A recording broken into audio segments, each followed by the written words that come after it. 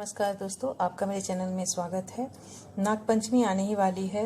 नागपंचमी का पावन पर्व आने ही वाला है, तो इससे जुड़ी जो कहानी है वो मैं आप लोगों के साथ शेयर करने जा रही हूँ।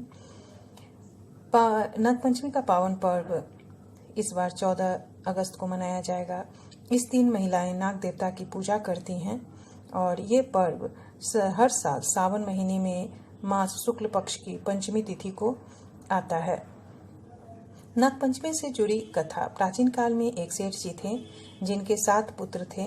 सातों की शादी हो चुकी थी। सबसे छोटे पुत्र की पत्नी श्रेष्ठ चरित्र की थी, परंतु उसका कोई भाई नहीं था। एक दिन सेठ जी की सबसे बड़ी बहू ने घर लिपने के लिए पीली मिट्टी लाने को सभी बहुओं को साथ चलने के लिए कहा, तो सभी धलिया और खुरपी लेकर मिट्टी खोदने लगी। तभी वहां एक सांप निकला जिसे बड़ी बहू खुरपी से मारने की कोशिश करने लगी। यह देखकर छोटी बहू ने उस सांप को मारने से रोक लिया।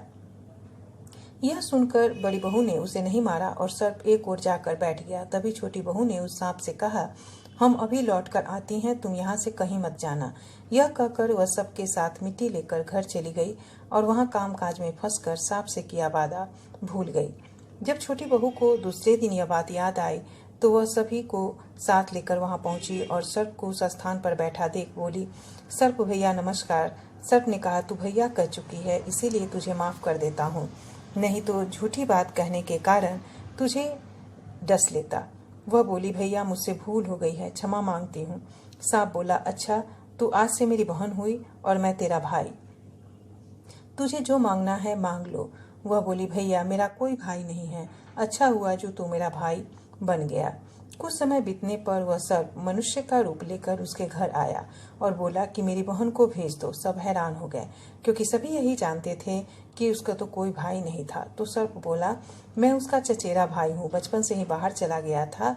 ऐसा सुनकर घर के लोगों ने छोटी बहू को उसके साथ भेज दिया। उसने मार्ग में बताया कि मैं वही सर्प हूँ, इसीलिए तू डरना नहीं और जहाँ चलने में कठिनाई हो वहाँ मेरी पूंछ पकड़ लेना। छोटी बहू उसके कहे अनुसार उसके घर पहुँच गई। वहाँ के धन ऐश्वर्य को देखकर वह चकित हो गई।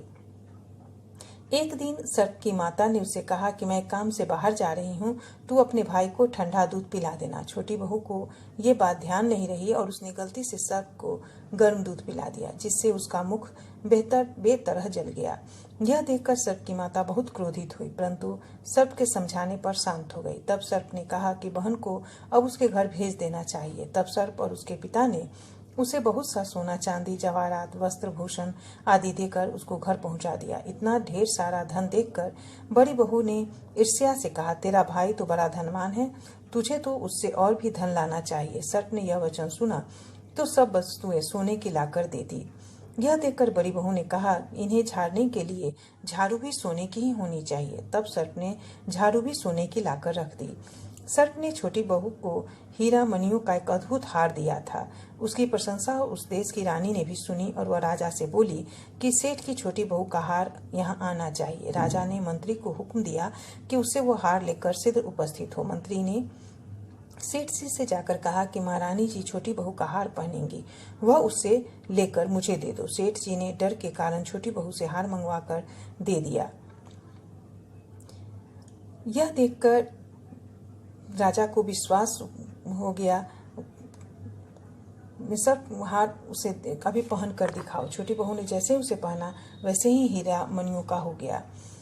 यह देखकर राजा को विश्वास हो गया। उसने प्रसन्न होकर उसे ढेर सारी मुद्राएं पुरस्कार में दी। छोटी बहू घर लौट गई। उसने धन को देखकर बड़ी बहू ने ईर्ष्या के कारण उसके पति को सिखाया कि छोटी बहू के पास कहीं से धन आया है।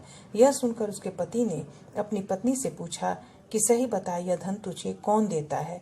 तब उसने सर्प को याद किया। बहन को मुश्किल में फंसता देख उसी समय सर्प वहां प्रकट हुआ और कहने लगा, जो मेरी बहन के आचरण पर संदेह करेगा तो मैं उसे खा लूंगा। यह सुनकर छोटी बहू का पति प्रसन्न हुआ और उसने सर्प देवता का सत्कार किया। ऐसी मान्यता है कि इसी दिन से नागपंचमी का त्योहार मनाया जाने लगा और स्त्रियां सर्प को भाई मानकर उसकी पूजा करती हैं। धन्यवाद दोस्तों। अगर कहानी पसंद आए तो वीडियो को ज़्यादा से ज़्यादा लाइक करिए, शेयर करिए और चैनल को सब्सक्राइब करना बिल्कुल न भूलना। धन्यवाद।